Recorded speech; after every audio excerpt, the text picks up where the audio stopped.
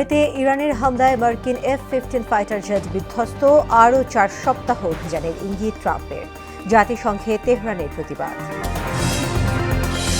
মধ্যপ্রাচ্যে উত্তেজনার জেরে বেড়েছে জ্বালানি তেলের দাম, বাংলাদেশে প্রভাব পড়ার শঙ্কা। ফ্লাইট বাতিলে চাকরি হারানোর শঙ্কায় প্রবাসীরা। ঢাকার বিকেন্দ্রীকরণ চান প্রধানমন্ত্রী, বিশেষজ্ঞের সঙ্গে আলোচনায় দ্রুতগতির ট্রেন সহ নারী বান্ধব পরিবহন ব্যবস্থায় আগ্রহ। এবং দূষিত শহরের তালিকায় আজ পঞ্চমে ঢাকা। ট্রান্সবাউন্ডারি দূষণে পরিস্থিতি জটিল হচ্ছে মত বিশেষজ্ঞদের। আন্তর্দেশীয় চুক্তি বাস্তবায়নের দাবি।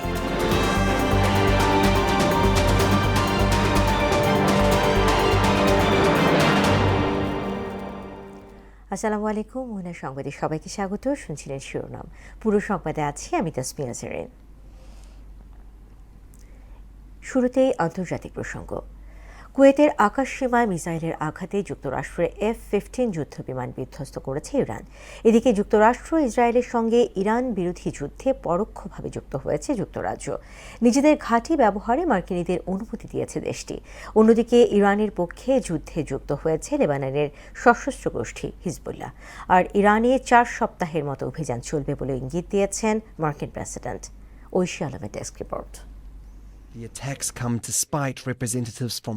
ইরানের রাজধানী তেহরানে নতুন করে ব্যাপক বিমান হামলা শুরু করেছে ইসরায়েল। পাল্টা জবাবে বাহরাইনের রাজধানী মানামার মিনা সালামান বন্দরে শক্তিশালী হামলা চালিয়েছে ইরান। এতে বন্দরটির একটি অংশে আগুন ধরে গেছে। এছাড়া ইরাকের রাজধানী বাগদাদের মার্কিন ঘাঁটিতে 2টি ড্রোন দিয়ে হামলা চালানো হয়েছে। এর মধ্যে একটি ঘাঁটির ভিতরে পড়েছে, আরেকটি ভূপাতিত করা হয়েছে। দখলদার ইসরায়েলকে লক্ষ্য করে সোমবার ভোরে রকেট ছুঁড়েছে লেবাননের শক্তিশালী সশস্ত্র গোষ্ঠী হিজবুল্লাহ। তারা জানিয়েছে, লেবাননের মানুষের প্রতিরক্ষা ও ইরানের সুপ্রিম লিডার আয়াতুল্লাহ আলী খামেনিকে হত্যা করায় ইসরায়েলের হাইফায় হামলা চালানো হয়েছে। এরপর লেবানন সীমান্তে ব্যাপক হামলা শুরু করে ইসরায়েলি বিমান বাহিনী। কুয়েতে অত্যাধুনিক F-15 মার্কিন যুদ্ধবিমান বিধ্বস্ত করেছে ইরান। তাৎক্ষণিকভাবে এ ঘটনায় কিছুই জানায়নি যুক্তরাষ্ট্র ইসরায়েল। যুক্তরাষ্ট্র ইসরায়েলের সঙ্গে ইরানের বিরুদ্ধে যুদ্ধে পরোক্ষভাবে যুক্ত হয়েছে যুক্তরাজ্য। প্রধানমন্ত্রী কিয়ার স্টারমার বলেন, ইরানের মিসাইল ব্যবস্থায় হামলা চালাতে তাদের ঘাঁটি ব্যবহার করতে যুক্তরাষ্ট্রকে অনুমতি দেয়া হয়েছে, যদিও যুদ্ধে সরাসরি যুক্ত হবেন না তারা। তুরস্কের প্রেসিডেন্ট রিসেপ তাইয়েপ এরদোয়ান বলেছেন, ইসরায়েল ও যুক্তরাষ্ট্রের হামলায় ইরানের সুপ্রিম লিডার আয়াতুল্লাহ খামেনির মৃত্যুতে তিনি ব্যথিত। ইরানি জনগণের প্রতি সহমর্মিতা প্রকাশ করেন তিনি।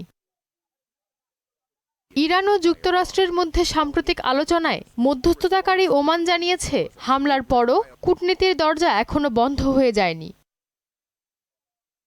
মার্কিন প্রেসিডেন্ট ডোনাল্ড ট্রাম্প জানিয়েছেন, আক্রমণ যত শক্তিশালী হোক না কেন এটি সম্পন্ন করতে 4 সপ্তাহ বা তার কম সময় লাগবে। তিনি বলেন, এখনও ইরানিদের সাথে আলোচনার পথ খোলা আছে। ইরানের supreme leader Ayatollah Ali Khamenei হত্যার প্রতিবাদে পাকিস্তানের করাচি এবং গিলগিতে নিরাপত্তা বাহিনীর ছোড়া গুলিতে 20 জন নিহত হন। অপরদিকে ইরাকের রাজধানী বাগদাদে মার্কিন দূতাবাসে বিক্ষোভকালে 2 জন নিহত হন। ঐশী আলম, মোহনা সংবাদ। এদিকে যুক্তরাষ্ট্র ও ইসরায়েলের হামলায় ইরানের সর্বোচ্চ নেতা আয়াতুল্লাহ আলী খামেনি নিহতের ঘটনায় জাতিসংঘে কড়া প্রতিবাদ জানিয়েছে তেহরান। এদিকে ইসরায়েলকে লক্ষ্য করে রকেট হামলায় কঠোর সমালোচনা করেছেন লেবাননের প্রধানমন্ত্রী নওয়াফ সালাম। ঐশী আলমের আরেকটি রিপোর্ট। যুক্তরাষ্ট্র ও ইসরায়েলের হামলায় ইরানের সর্বোচ্চ নেতা আয়াতুল্লাহ আলী খামেনির নিহতের ঘটনায় জাতিসংঘে কড়া প্রতিবাদ জানিয়েছে তেহরান। মহাসচিব আন্তোনিও গুতেরেস এবং নিরাপত্তা পরিষদের কাছে পাঠানো এক চিঠিতে এই হত্যাকাণ্ডের নিন্দা জানিয়েছেন দেশটির পররাষ্ট্রমন্ত্রী আব্বাস আরাকচি। চিঠিতে খামেনি হত্যাকাণ্ডকে কাপুরুষোচিত সন্ত্রাসী কাজ হিসেবে অভিহিত করা হয়েছে। তেহরানের দাবি, এই হামলা আন্তর্জাতিক আইনের চরম লঙ্ঘন। এই ধরনের কর্মকাণ্ড পুরো অঞ্চলের স্থিতিশীলতাকে হুমকির মুখে ঠেলে দিয়েছে। ইসরায়েলকে লক্ষ্য করে রকেট হামলার কঠোর সমালোচনা করেছেন লেবাননের প্রধানমন্ত্রী নওয়াফ সালাম। রোববার সামাজিক যোগাযোগ মাধ্যম এক্সে পোস্ট করা এক বার্তায় নওয়াফ বলেন, এই হামলা দায়িত্বজ্ঞানহীন এবং সন্দেহজনক পদক্ষেপ। এ ধরনের হামলা লেবাননের নিরাপত্তাকে আরও বেশি বিপন্ন করে তোলার পাশাপাশি ইসরায়েলকে আগ্রাসন চালিয়ে যাওয়ার অজুহাত যোগায়। ইরান বিরোধী মার্কিন সামরিক অভিযানে যোগ দেওয়ার কোনো পরিকল্পনা অস্ট্রেলিয়ার নেই বলে জানিয়েছেন দেশটির পররাষ্ট্রমন্ত্রী পেনি ওং। ইরানের সর্বোচ্চ নেতা আয়াতুল্লাহ আলী খামেনিকে হত্যার তীব্র নিন্দা জানিয়েছে চীন। উভয় পক্ষকে সংযত হয়ে সামরিক অভিযান বন্ধ করার আহ্বান জানিয়েছে দেশটি। ঐশী আলম, মোহনা সংবাদ। মধ্যপ্রাচ্যে উত্তেজনার প্রেক্ষাপটে বিশ্ববাজারে অপরিশোধিত তেলের দাম বেড়েছে। ব্রেন্ট অপরিশোধিত তেলের দাম প্রতি ব্যারেল প্রায় 10% বেড়ে $80 কাছাকাছি পৌঁছেছে বলে জানিয়েছেন তেল ব্যবসায়ীরা। বিশেষজ্ঞরা সতর্ক করে বলেছেন, যুদ্ধের ঝুঁকি তৈরি হওয়ায় তেলের দাম $100 পর্যন্ত উঠতে পারে। তাদের মতে, সামরিক হামলা তেলের দামে প্রভাব ফেললেও সবচেয়ে বড় উদ্বেগ হল হরমুজ প্রণালী বন্ধ হয়ে যাওয়া, কারণ এই প্রণালী বৈশ্বিক জ্বালানি পরিবহনের জন্য অত্যন্ত গুরুত্বপূর্ণ। এতে বাংলাদেশেও বড় ধরনের প্রভাবের শঙ্কা জানান বিশেষজ্ঞরা। দেশের বাজারে যদি জ্বালানি তেলের দাম বাড়ে, এর কারণে কিন্তু আমরা বিদ্যুতের দামও তাইলে বাড়াতে হবে। বিরূপ প্রভাবটা পড়বে আমাদের মূল্যস্ফীতির ওপর, আমাদের ব্যবসার ওপর। মধ্যপ্রাচ্য থেকে আমাদের যেই শ্রমিকরা আছেন, ওনারা যদি আবার একটা বড় অংশ চলে আসেন, তাহলে দেশের শ্রম বাজারেও কিন্তু এটার একটা বড় রকম নেতিবাচক প্রভাব পড়তে পারে। ইরানের উপর যুক্তরাষ্ট্র ইসরায়েলের হামলা এবং পাল্টা হামলার জেরে বন্ধ রয়েছে মধ্যপ্রাচ্যের আকাশসীমা, যার প্রভাবে ইতোমধ্যেই ঢাকা ও চট্টগ্রামের 100-র কাছাকাছি ফ্লাইট বাতিল হয়েছে। এতে চরম ভোগান্তিতে পড়েছেন বিদেশগামী যাত্রীরা। আজও হযরত শাহজালাল আন্তর্জাতিক বিমানবন্দরে ভিড় করেন চাকুরিস্থলে গমনোচ্ছুরা। তারা বলেন, নির্দিষ্ট সময়ে যেতে না পারলে চাকরি হারানো নিয়ে শঙ্কা আছে। পরে ছুটিতে এসেছি, বেশ কিছুদিন আগে আমার ছুটিও শেষ, ভিসার মেয়াদও প্রায় শেষ। এমন তো অবস্থায় কালকে আসার পরে আমার এজেন্সি থেকে এখানে আসার পরে যখন দেখলাম এরকম সমস্যা বিবৃতিকর, তখন এজেন্সির কাছে ফোন দিলাম। পরে ওনারা প্রতিনিধি আসলো, এসে বললো যে এই বিষয় দেশে যুদ্ধবিদ্রোহের কারণে আপাতত পরবর্তী নির্দেশনা না পাওয়া পর্যন্ত ফ্লাইটগুলো বন্ধ থাকবে। ঢোকার পরে যখন বললো ফ্লাইট ক্যান্সেল, তখন তো মনটা অনেক ভেঙে গেল। ভেতরে ঢুকে বের করে দিয়েছে। ওরা যেটা বলছে যে নিশ্চিত কোনো কিছু বলতেছে না যে টিকিট কবে দিবে বা কাল হবে বা পরশু হবে, এরকম কোনো নিশ্চয়তা নাই। দর্শক, এই বিষয়ে আরও জানাতে শাহজালাল আন্তর্জাতিক বিমানবন্দর থেকে যুক্ত হচ্ছেন সহকর্মী বিজন কুমার। বিজন, হযরত শাহজালাল বিমানবন্দরের চিত্র জানাবেন, প্রবাসীরা কি বলছে?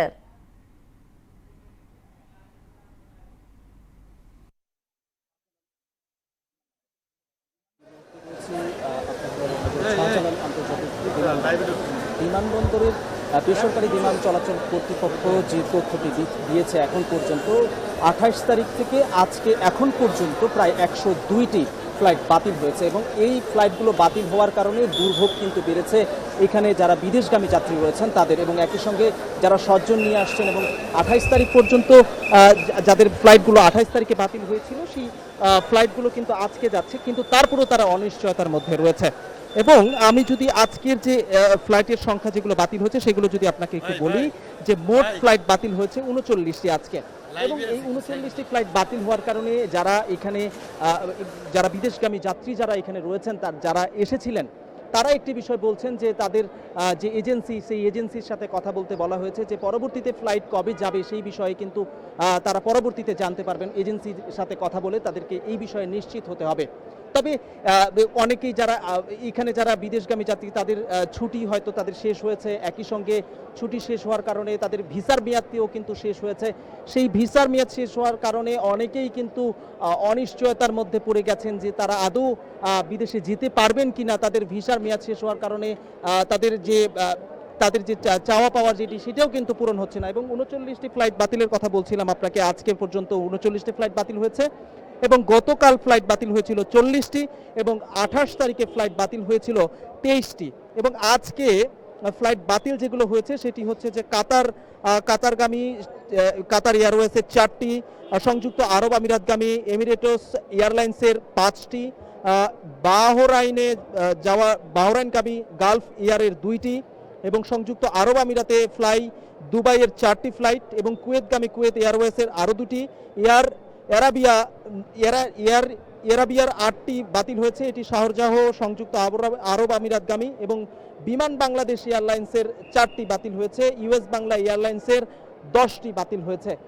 জেনে এই তথ্যগুলো আমার কাছে ছিল, এবং আমি গত 1 মার্চের যদি তথ্যটি আপনাকে একটু বলি, যে জাজিরা এয়ারওয়েজের দুইটি বাতিল হয়েছিল, এমিরেটস এয়ারলাইন্সের 5টি, গালফ এয়ারের 2টি, এটি গতকালকে তথ্য বলছি, এবং ফ্লাই দুবাইয়ের 4টি, কাতার এয়ারওয়েজের 2টি, সালাম এয়ারের 2টি, এয়ার আরাবিয়ার 8টি, কুয়েত এয়ারওয়েজের 2টি, ইউএস বাংলা এয়ারলাইন্সের হয়েছিল 4টি এই নিয়ে, এবং বিমান বাংলাদেশ এয়ারলাইন্সের 9টি, সব মিলিয়ে গতকাল 40টি বাতিল হয়েছিল। এবং আমরা এখন পর্যন্ত আমরা এখানে যারা এসেছিল তাদের সাথে কথা বলেছি, এবং তাদের যে প্রত্যাশা এটি খুব দ্রুতই সমাধান কিন্তু চায় তারা, এবং তাদের যে অনিশ্চয়তার যে বিষয়টি রয়েছে সেটি কিন্তু যদি সমাধান হয় তাহলে তারা স্বাচ্ছন্দ্যে থাকতে পারবে। এই ছিল আমার সর্বশেষ পরিস্থিতি। জেরিন, এই ধন্যবাদ। এবারে অন্যান্য প্রসঙ্গ। আজও দিনভর সচিবালয়ে ব্যস্ত সূচি প্রধানমন্ত্রী তারেক রহমানের। শুরুতেই পরিবহন বিশেষজ্ঞ অধ্যাপক এম শামসুল হকের সঙ্গে বৈঠক করেন তিনি। পরে শামসুল হক জানান, গণপরিবহনের আধুনিকায়ন এবং মানুষের দুর্ভোগ কমাতে মেট্রো রেলের পাশাপাশি মনোরেল বাস্তবায়ন নিয়ে আগ্রহ দেখিয়েছেন প্রধানমন্ত্রী। বিশেষ করে নারীদের জন্য গণপরিবহনের বিষয়ে আলোচনা হয়েছে। এছাড়া ঢাকার বিকেন্দ্রীকরণে সরকার আগ্রহী বলেও জানান এই বিশেষজ্ঞ। ফিমেল যারা আছে তাদের প্রাইভেসি ইন্ট্রুশন হচ্ছে, তারা ভালো কোনো গণপরিবহন পাচ্ছে না, সেফটি সিকিউরিটি নাই, কি করা যায়? এই কি করার ভাবনা থেকেই আমার সাথে কথা বলা। বিশেষ করে গণপরিবহনের সর্বোৎকৃষ্ট যে মাধ্যম মেট্রো, এর বাইরেও আরও কিছু করা যায় কিনা, যেটা উনি অলরেডি বলেছেন মনোরেল, যেহেতু সাশ্রয়ী মূল্যে খুব দ্রুত বাস্তবায়ন করা যায়। দর্শক, সচিবালয়ে আছেন আমাদের সহকর্মী মফিউর রহমান, সরাসরি যুক্ত হচ্ছে তার সঙ্গে। মফিউর, পরিবহন বিশেষজ্ঞদের সঙ্গে প্রধানমন্ত্রীর বৈঠকের আর কি তথ্য আছে আপনার কাছে আমাদেরকে জানাবেন। সেই সাথে কর্মসূচিতে আজ কি কি অনুষ্ঠান আছে?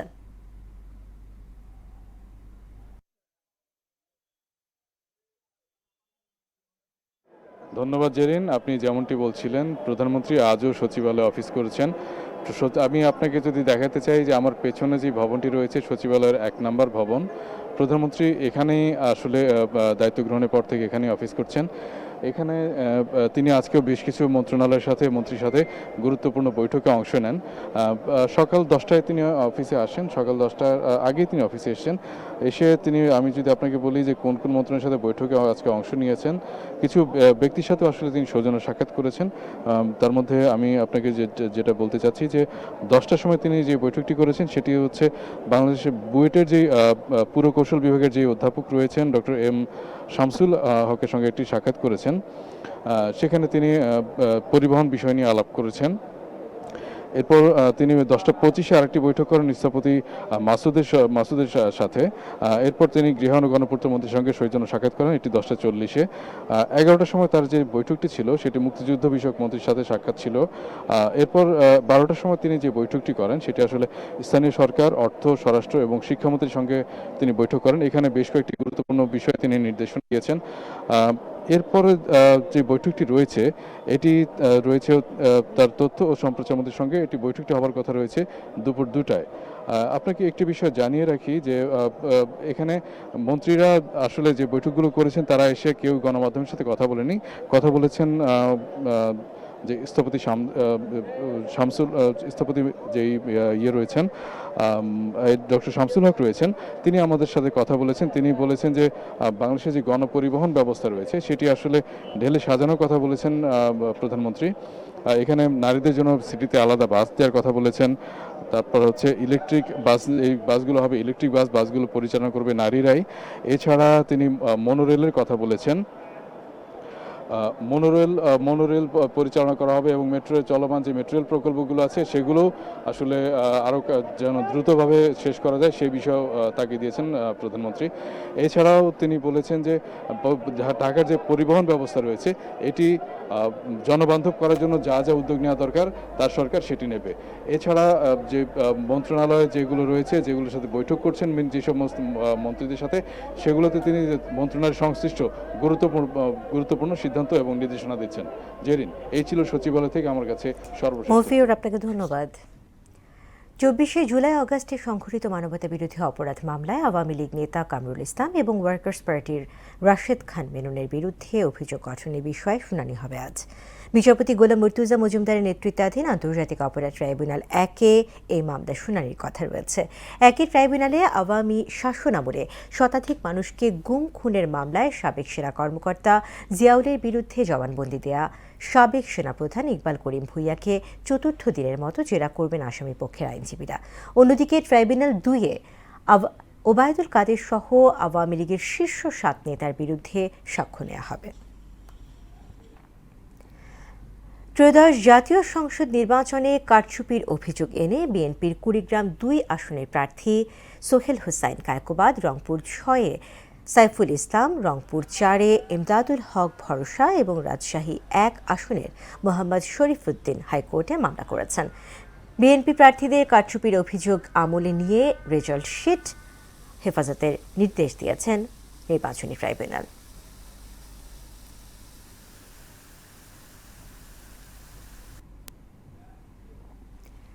আজ ঢাকার বায়ুমান অত্যন্ত অস্বাস্থ্যকর। সকাল 10টার দিকে বায়ু দূষণের রাজধানীর অবস্থান ছিল 5মে। বিশেষজ্ঞরা বলেন, প্রতিবেশী দেশ থেকে আসা দূষণের কারণে বছরের এই সময়ে বাংলাদেশি দূষণ বেশি থাকে। হেমন্ত থেকে বর্ষার আগ পর্যন্ত 50%ই থাকে ট্রান্সবাউন্ডারি বায়ু দূষণ। এতে প্রাণ প্রকৃতির ব্যাপক ক্ষতির কথা উল্লেখ করে সংকট কাটাতে আন্তর্দেশীয় চুক্তি বাস্তবায়নের তাগিদ দেন বিশেষজ্ঞরা। মফিউর রহমানের রিপোর্ট। বঙ্গোপসাগর থেকে আসা দক্ষিণাবায়ুর প্রভাবে বর্ষার সময় দেশে প্রচুর বৃষ্টিপাত হয়, আর দক্ষিণ দিকে বঙ্গোপসাগরের কাছাকাছি কোনো দেশ না থাকায় আন্তঃদেশীয় বায়ুদূষণ তুলনামূলক কম থাকে। অপরদিকে বর্ষাকাল শেষে শুরু হয় উত্তরের বাতাস। তখনই আসে দীর্ঘ বৃষ্টিহীন সময়, অনেকটাই বেড়ে যায় বায়ুদূষণের মাত্রাও।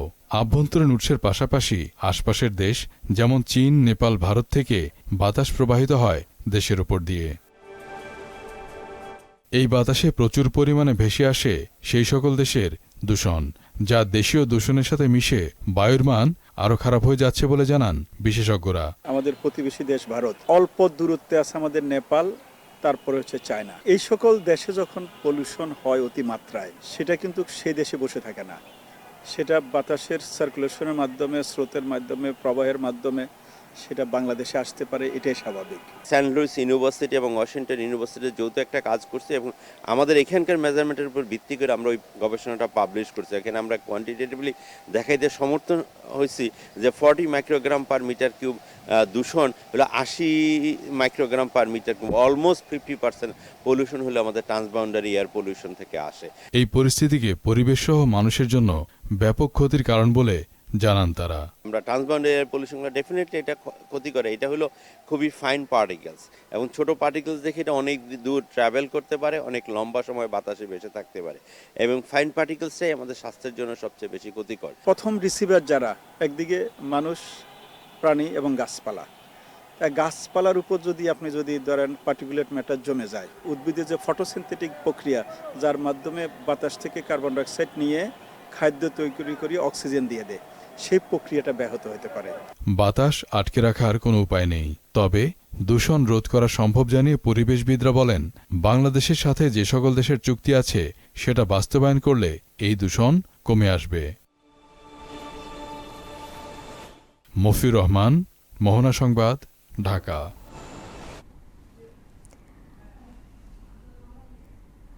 দর্শক, আন্তর্জাতিক অপরাধ ট্রাইব্যুনাল থেকে যুক্ত হচ্ছেন সহকর্মী মুদাসির আলী।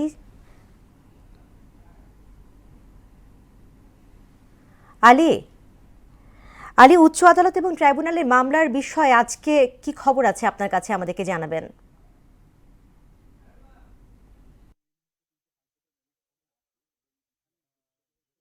হচ্ছে আমি এই মুহূর্তে কিন্তু হাইকোর্টের অ্যানেক্স ভবনে আছি এবং এখানে যে বিষয়টি হচ্ছে সেটি হচ্ছে ত্রয়োদশ জাতীয় সংসদ নির্বাচনের 4 আসনের বিএনপির প্রার্থীরা কিন্তু মামলা দায়ের করেছেন, সেটির উপরে কিন্তু একটি শুনানি ছিল এবং সেই 4টি আসন হচ্ছে কুড়িগ্রাম 2 আসনে কায়কোবাদ, রংপুর 4 আসনে ইমদাদুল হক, রংপুর 6 আসনে সাইফুল ইসলাম এবং রাজশাহী 1 আসনে মেজর জেনারেল অবসরপ্রাপ্ত শরীফউদ্দিন, এই 4 জন কিন্তু মামলা দায়ের করেছেন এবং এর উপর আজকে যে শুনানি ছিল সেটি হয়েছে এবং শুনানি শেষে কিন্তু আদালত কিন্তু এসব আসনের ব্যালট পেপার এবং রেজাল্ট শিট হেফাজতে নেওয়ার নির্দেশ দিয়েছেন নির্বাচন কমিশনকে এবং এরপরে কিন্তু ব্রিফ করতে আসেন বিএনপির আইনজীবী দুলু। তিনি যেটি জানিয়েছেন যেসব কেন্দ্রে অনিয়মের অভিযোগ পাওয়া গেছে শুধু সেসব কেন্দ্রে নয়, বরং এসব আসনের সব কেন্দ্রেরই কিন্তু ব্যালট পেপার এবং রেজাল্ট শিট কিন্তু হেফাজতে নির্দেশ দিয়েছেন নির্বাচন কমিশনকে। এদিকে যেটি হচ্ছে আন্তর্জাতিক অপরাধ ট্রাইব্যুনাল কিন্তু আজকে ডিজিএফআইয়ের সেলে গুম নির্যাতনের যে ঘটনাটা, যে মামলাটি রয়েছে সেই মামলার কিন্তু আজকে যে সাক্ষ্য গ্রহণ ছিল সেই সাক্ষ্য গ্রহণে একজন সাক্ষী কিন্তু অসুস্থ হওয়ায় 5 তারিখ পর্যন্ত এই সাক্ষ্য গ্রহণ কিন্তু মুলতবি করা হয়। এদিকে ট্রাইব্যুনাল 2-তে যে লক্ষ্মীপুরে যে মানবতা বিরোধী অপরাধ জুলাই আগস্টে, সেই মানবতা বিরোধী অপরাধ মামলায় যে আসামি আওয়ামী লীগের হুমায়ুন কবির পাটোয়ারি, তিনি কিন্তু আজকে তার কিন্তু জামিন বিষয়ে একটি শুনানি ছিল। আদালত তার জামিন কিন্তু নামঞ্জুর করে দিয়েছেন এবং যে বিষয়টি হচ্ছে তার যে অসুস্থতার যে প্রতিবেদনটি ট্রাইব্যুনাল চেয়েছেন সেটি কিন্তু তারা পাননি বলে জানিয়েছেন এবং সেই স্পেসিফিক সেই প্রতিবেদনের পেতে কিন্তু তাকে নির্দেশ দেওয়া হয়েছে। এদিকে যেটি হচ্ছে ট্রাইব্যুনাল একে কিন্তু আজকে কিন্তু জুলাই আগস্টে মানবতা বিরোধী অপরাধে রাশেদ খান মেনন এবং কামরুলের বিরুদ্ধে যে অভিযোগ গ্রহণের বিষয়ে যে শুনানি, সে বিষয়ে শুনানিও কিন্তু একটা রয়েছে এবং সে বিষয়ে কিন্তু আরও পরে জানা যাবে এবং এই বিষয়ে তথ্য পাওয়া মাত্রই জানানো হবে। তো আপাতত আন্তর্জাতিক অপরাধ ট্রাইব্যুনাল এবং হাইকোর্ট থেকে এই ছিল আমার কাছে পাওয়া তথ্য। জেরিন। মুদাসির, আপনাকে ধন্যবাদ। আসন্ন ঈদ উল ফিতর সামনে রেখে জমে উঠতে শুরু করেছে রংপুরের ঈদ বাজার। রমজান শুরু হওয়ার পর থেকে ক্রেতাদের উপস্থিতি চোখে পড়ার মতো। নিত্য নতুন ডিজাইনের সব কাপড় পাওয়া যাচ্ছে বিপণী বিতান, মার্কেট, ফুটপাত সহ সবখানে। মার্কেটের নিরাপত্তা নিশ্চিতে সার্বক্ষণিক কাজ করছে আইনশৃঙ্খলা বাহিনী। দর্শক, কেনাকাটা আরও খবর জানাতে রংপুর থেকে যুক্ত হচ্ছেন সহকর্মী শফিউল করিম শফিক, ঈদ কেনাকাটার আজকের চিত্র জানাবেন আমাদেরকে।